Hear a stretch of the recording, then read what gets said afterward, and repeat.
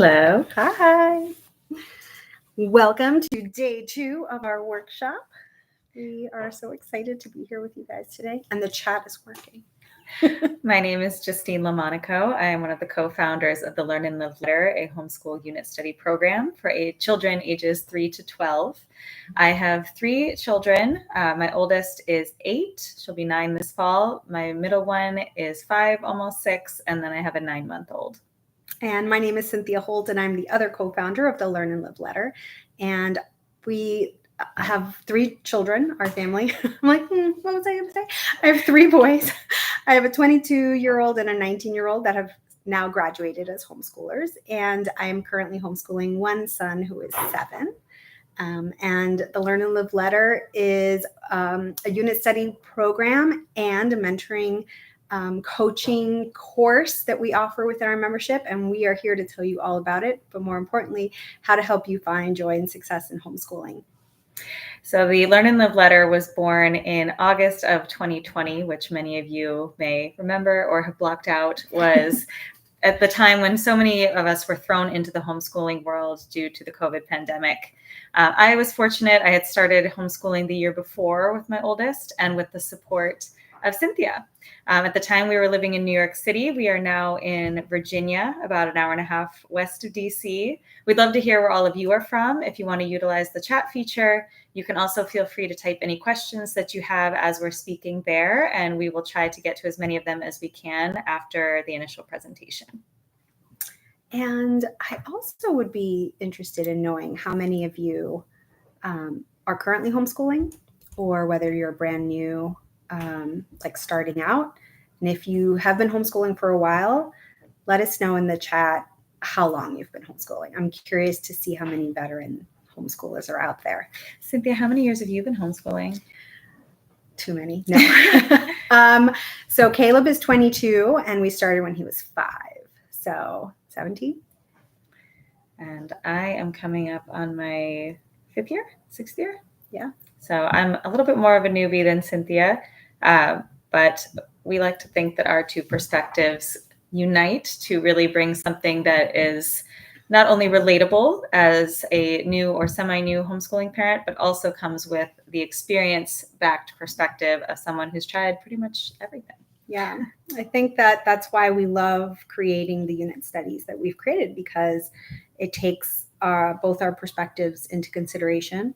And we recently did a podcast where we talked about the fact that because I have boys and she's up to now only homeschooled girls, that's also come into play at how we come to our unit studies.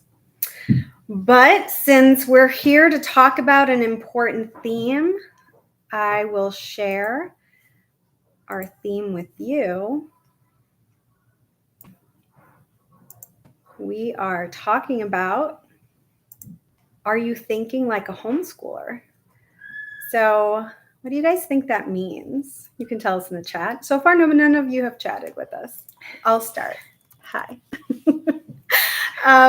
If you think about thinking like a homeschooler, what do you think that we're talking about? We all come into homeschooling for a variety of reasons. It could be that you come into homeschooling because you maybe had a negative experience in the public school system or in the private sector, private schooling. Or it could be that you've always known that you were going to homeschool your kid. But for whatever the reason is that we are here as all coming together as homeschoolers, it's important that we reevaluate what we think learning is, what it looks like, what's important, and just transition. Because that transition from going from public school to homeschooling can be very difficult. And this is evident when we think about what we think it means to learn. And many times when we start homeschooling, if we try to recreate school at home, we find that we are struggling. And it just has this aha moment of like, what am I doing? Did I make a mistake? Should I be doing this? Because those struggles can be really disheartening. So why is it important to transition to thinking like a homeschooler? I want to share a story with you that helped to inspire the topic of this workshop. Cynthia and I both belong to a variety of homeschool groups on Facebook. You probably are familiar with some of them, or you have ones in your own areas. And on these pages, people often share their struggles and try to get help from other homeschool families. In one, there was a mother who had posted that she was at her wit's end with her two 8-year-old twins who were constantly avoiding the lessons that she had prepared for them. Instead, they wanted to hide in the bathroom to read Magic Treehouse books. If you don't know these books, it's a very popular fictionalized series that discusses a lot of science and history. So her girls were hiding in the bathroom for up to 30 minutes at a time, reading these books, avoiding the lessons that she had prepared, she was planning to teach that day, and she was looking for help to solve this problem. But what was the actual problem? Was it that the girls preferred their own exploration through reading to the workbooks that they were being presented with? Or could it be that this mother wasn't thinking like a homeschooler? I similarly had many of these types of struggles when I started homeschooling over 15 years ago. Although I was encouraged by many of my homeschooling peers to let go of my schoolish ideas, I really struggled with this, particularly with believing that I need what I needed when I was insecure about teaching something. And for me, that was spelling. So I'm a terrible speller, and I was determined that my kids weren't going to be terrible spellers. And so I really approached spelling the way they did in school. We did 10 spelling words a week. We did spelling tests on Fridays. We tried several different programs that kind of worked on those same principles, and it didn't go well. Even when I started to look for like fun workbooks that promised really to help us, in our homeschool to be successful at spelling and to be fun, it just didn't work. It incorporated spelling activities like crossword puzzles and things like that. You've probably seen them, but it just didn't work. And so through the years, we tried also computer programs that were for spelling. Various curriculums, Charlotte Mason inspired curriculums because I really loved those principles. But in the end, everything was a struggle. Everything that I purchased in September never made it past the new year. So it was very discouraging for me. I felt like I was failing at teaching my kids to spell and that they were going to have the same struggles that I always had.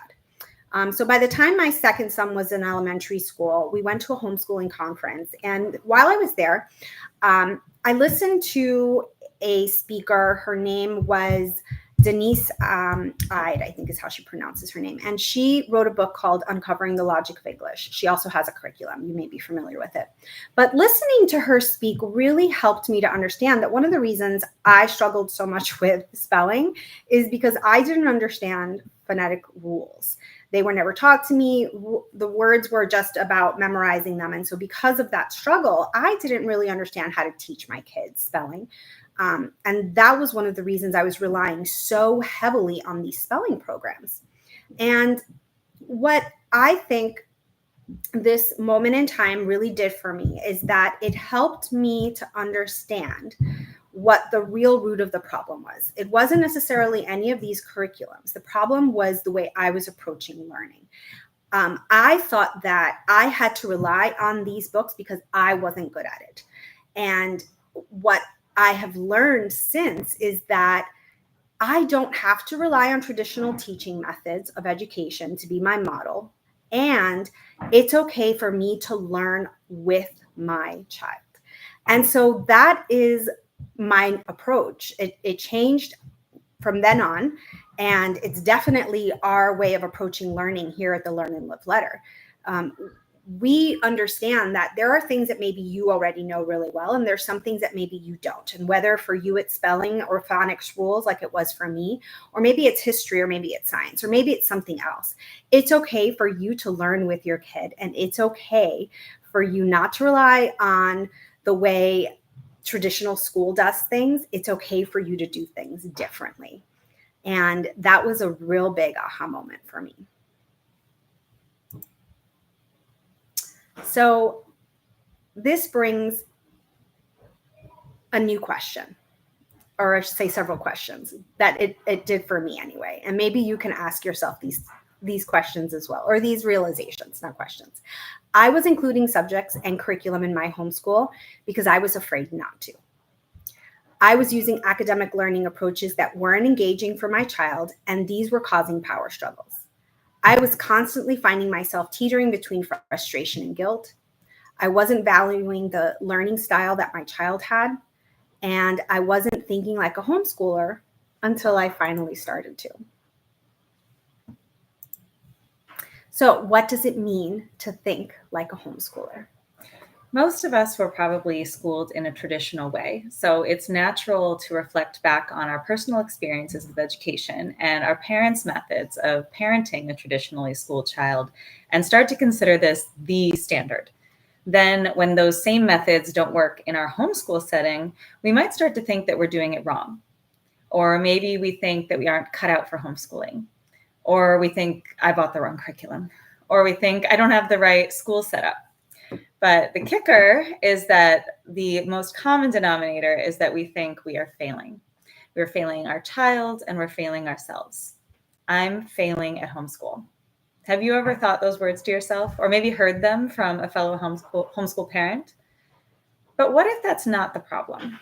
Maybe the problem is how we define education and what we think it means to learn.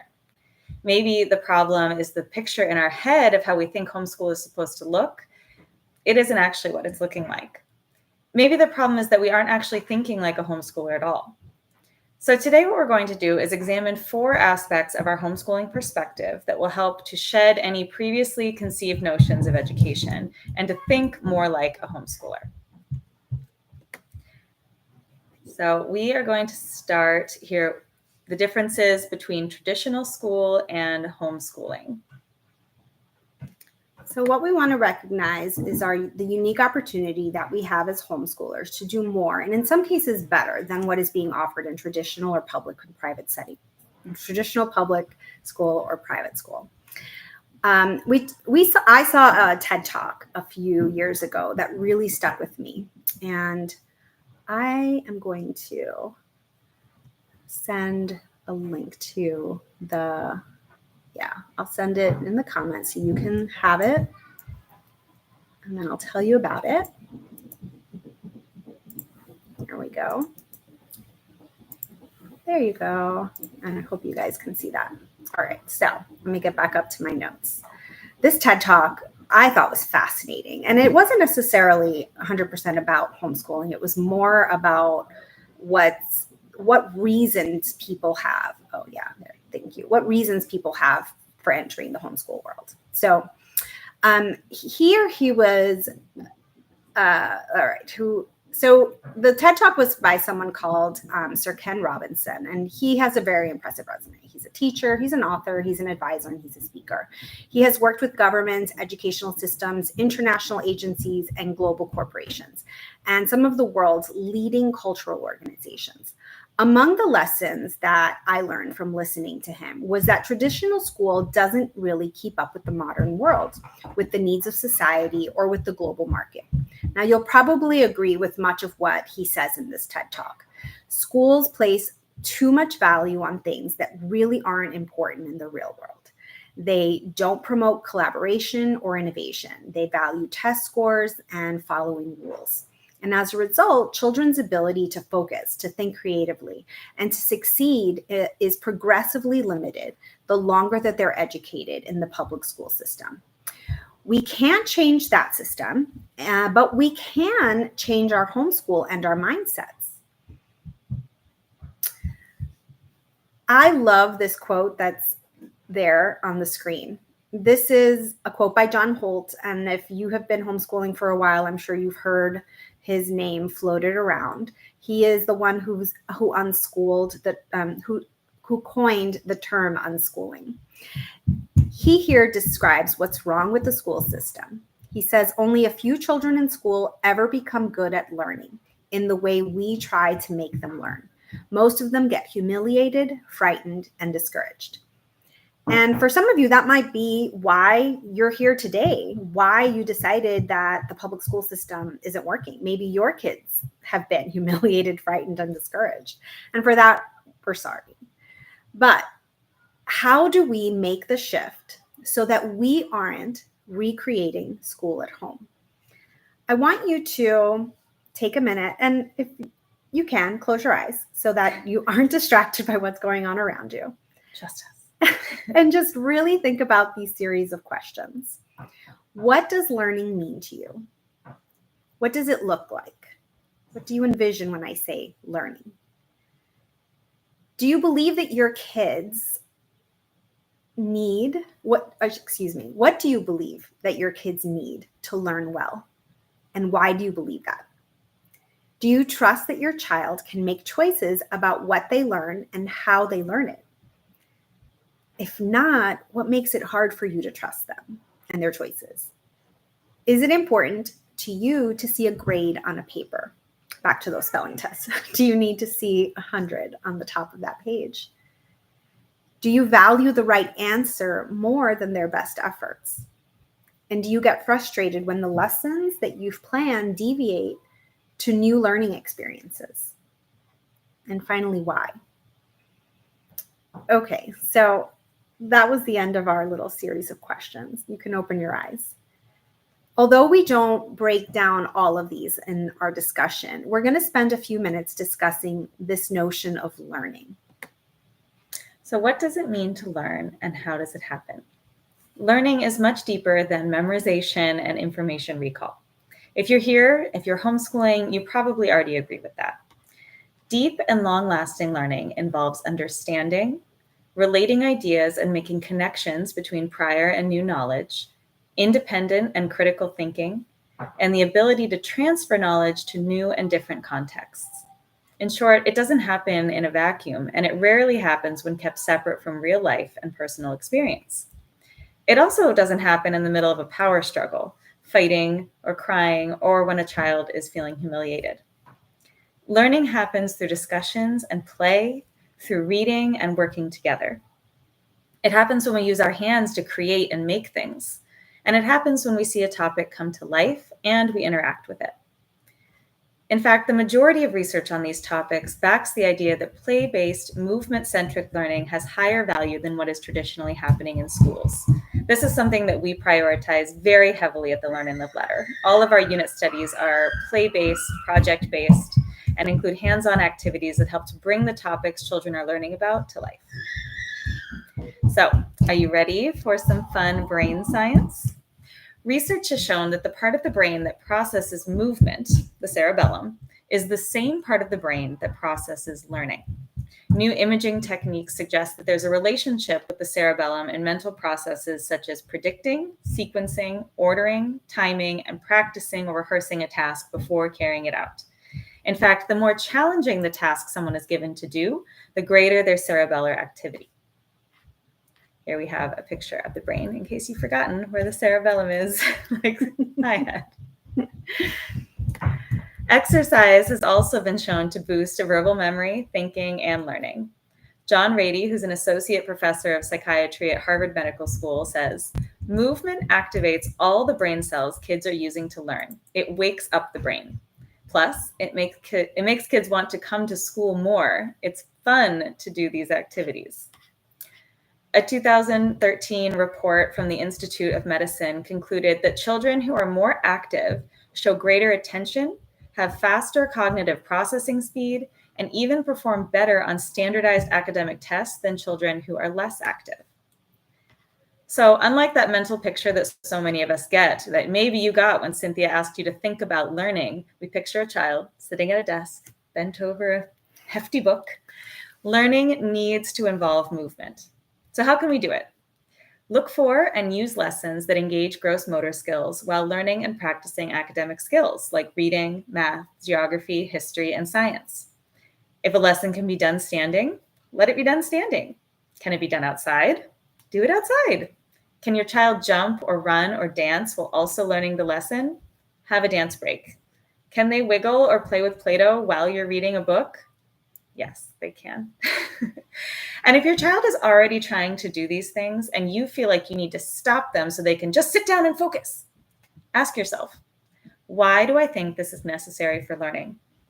Is it based on facts and science or based on what I was made to do? Am I thinking like a homeschooler Or am I thinking like a school? And we just want to also make it clear that because it doesn't always come naturally to us, here at the Learn and Live Letter, we prompt you a lot throughout our lessons to help you remember that that's okay. We include it in the actual lesson plan. Additionally, the course that we have that's included with your membership reminds you of that throughout the course to keep helping you rethink and de-school what learning means. But next, let's talk about play. Play is not frivolous. There is a growing pool of evidence to show that learning through play is one of the best ways to support our kids' education. Children are natural scientists. They come into the world ready to experiment and learn. Play helps them to be engaged, flexible learners for their whole lives. A recent published article by U.S. News and World Report quotes Stephanie Jones, a professor of early childhood education at Harvard University's graduate school. And she says, in addition to promoting curiosity, exploration, and creativity, play provides children with the opportunity to practice important executive functions and self-regulation skills like paying attention, inhibiting their impulses, and remembering and updating information. It's important to remember that children learn almost everything through play, including talking. It's not that there's a separation into educational play and non-educational play, because play is how children explore and understand the world. In preschool, children are beginning to learn the basic social and emotional skills needed to play, to take turns and to wait. Play becomes the means in which we teach and practice these skills. And what you see here in this illustration is one of our favorite unit studies. This is our pet care unit study from level 1. And the kids are pretending to be veterinarians and bringing their stuffed animals to the doctor to practice, to get seen by the doctor. But while they're playing, they're also practicing really important skills like making appointments and Telling time. There's a lot of x-ray pictures and you learn body parts. You take notes. Lots of important play skills that are happening, but also life skills. As children get older, play changes and it becomes more organized, sometimes around games like you see in this picture with rules, sometimes rules that come in the box like this one here, or other times you'll notice that your children will make up rules to games. Play involves using their imagination and also building things. Our society often encourages younger children to play, but you may notice that as kids get older, you start to see much less play. In fact, sometimes it's discouraged. You may have found yourself even saying things like, stop playing, it's time to learn. But should that be our mindset? We invite you to rethink play, even in upper elementary years. By using multisensory strategies in your homeschool, giving your children the opportunity to explore and use their imaginations, children are able to use play and learning together. Children cannot help but remember concepts being taught to them when the instruction involves seeing it, building it, singing about it, or dancing, having a snack relating to it, or preparing a meal in the kitchen with you. Sometimes hearing a story read out loud to them or reading on their own, discussing it, doing dramatic play and pretend play, even as they get older. This means that students should be actively engaged in the learning rather than just sitting for extended periods of time as they practice math and literacy skills in more structured settings. This leads nicely into our next topic. So, how much time do you think formal lessons take? We spend a lot of time interacting with our homeschool community on Instagram, and every single time we do a post about this exact topic, how long your homeschool day should take, it becomes an instantly viral post. And we get so much feedback, both for and against. Yeah. But so the clear indication is that people don't really know how long a child can focus. So we want to share what the actual science says about how long your child can sit and focus on a singular task. Many of us feel pressured to replicate a 6 to 8 hour school day, like our child might have done in a brick and mortar school. And sometimes we feel guilty if the lessons go too quickly. We might start to hear that voice in our mind that says that we haven't done enough because it didn't feel rigorous enough. We weren't sitting at that table long enough the way we remember doing in school. But let's talk about that actual science. Research has shown that children aren't actually able to effectively focus and learn for long periods of time. And that bears repeating. Research has shown that children aren't actually able to effectively focus and learn for long periods of time. In fact, childhood development experts generally say that a reasonable attention span to expect of a child is 2 to 3 minutes per year of their age. So that means your average 6 to 8-year-old can only really focus on one task for about 12 to 24 minutes, not longer. I think about like Everett, like you have a 9-month-old, Mhm. and whenever we give him a toy, he plays with it for a few minutes, and then or not even like 30 seconds. And then he puts it down and he gets a new one. I'm like, would you ever imagine someone be like, no, you have to play with that longer? Wrong, Everett. But like as soon as a kid gets to a certain age, we're like, no, you must do this so much time or it doesn't count. Or you're misbehaving or you're doing something wrong. Yeah. But science shows that they aren't. They're doing exactly what their development is telling them to do. So how does this relate to thinking like a homeschooler? Instead of hour after hour of intentional lesson time, children need breaks, movement, and play to learn effectively. And I want to pause for a second to sort of clarify what we mean by intentional lesson time. This is the formal learning that you're doing with a curriculum or some kind of plan where you are focusing on a particular academic skill. As you know, as experienced homeschoolers, learning doesn't just happen in those moments. There's so much of what we refer to as organic learning that happens in your day-to-day environment.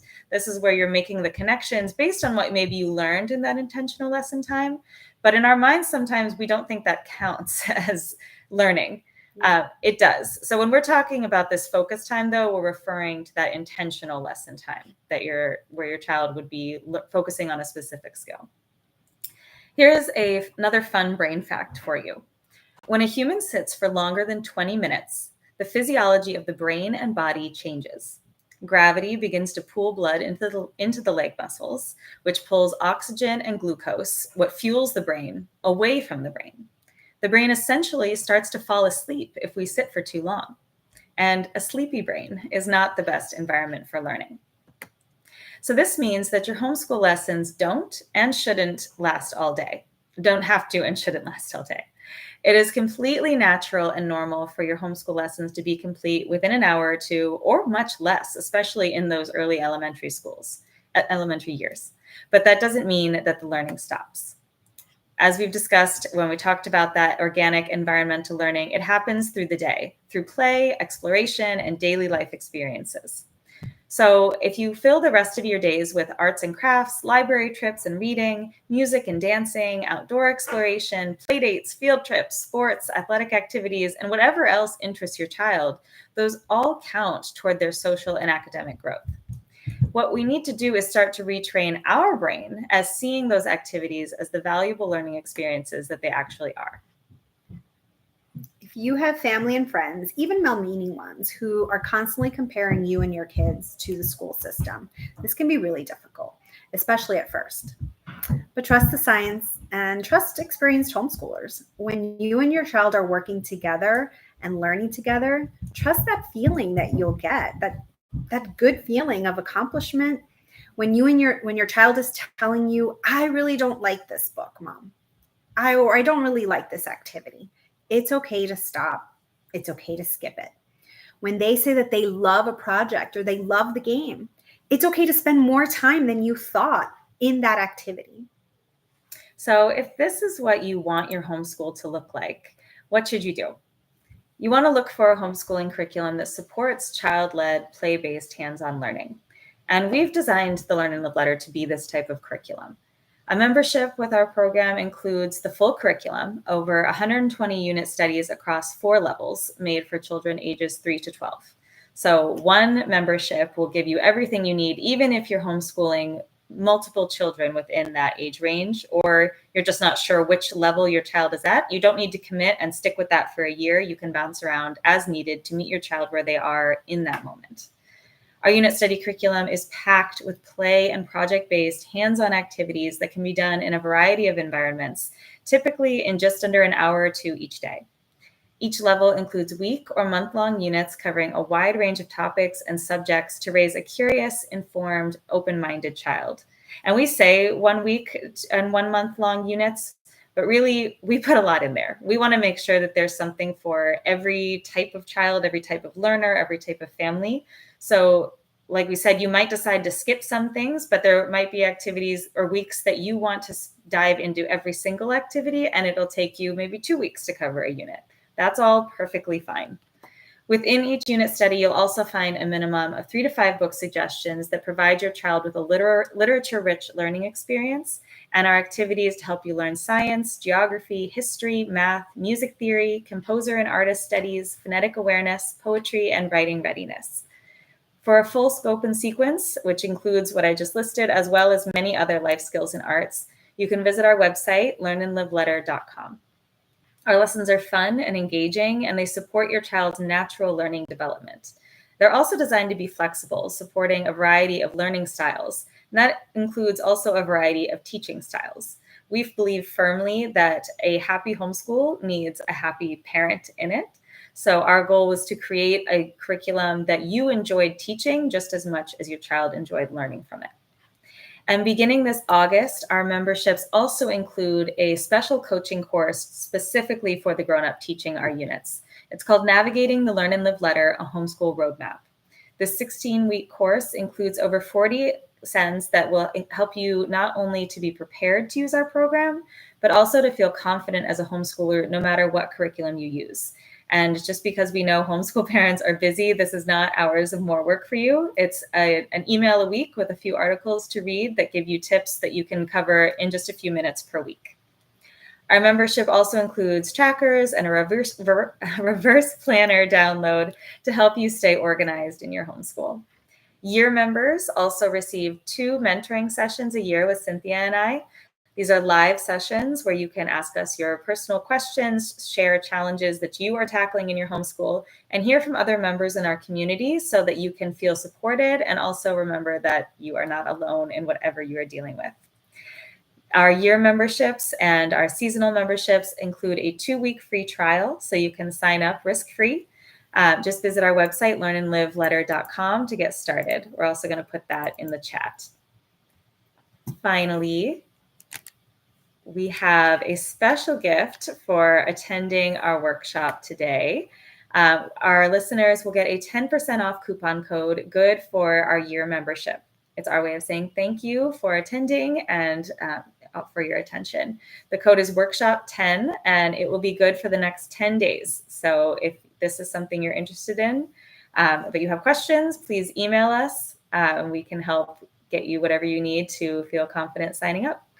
We also want to make sure to share that our prices for the year membership are going to be increasing in August. So if you really want to take advantage of that pricing, including this discount, it expires in the next 10 days. So hop to it.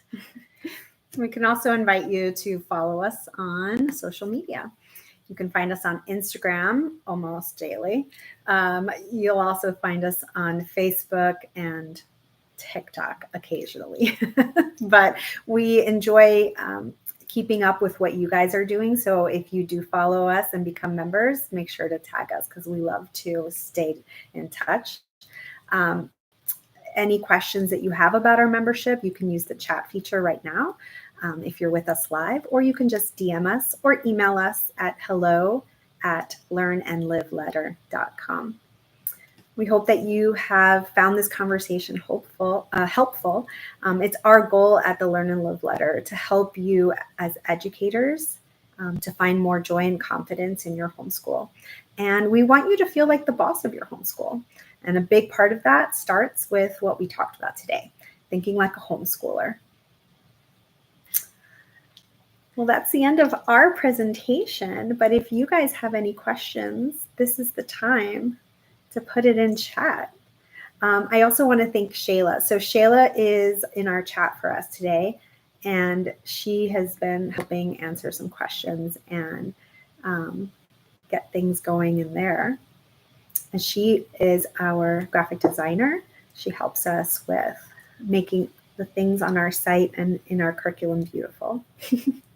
Well, it looks like we don't have any questions now, but if any come to you later, as Cynthia said, you can always email us at hello@learnandliveletter.com. We are very responsive. So whatever you need, we'll get back to you as quickly as we can. Yeah. Thank you so much for sharing your time with us today. We hope this was helpful, and we hope that you have a great rest of your summer. Bye.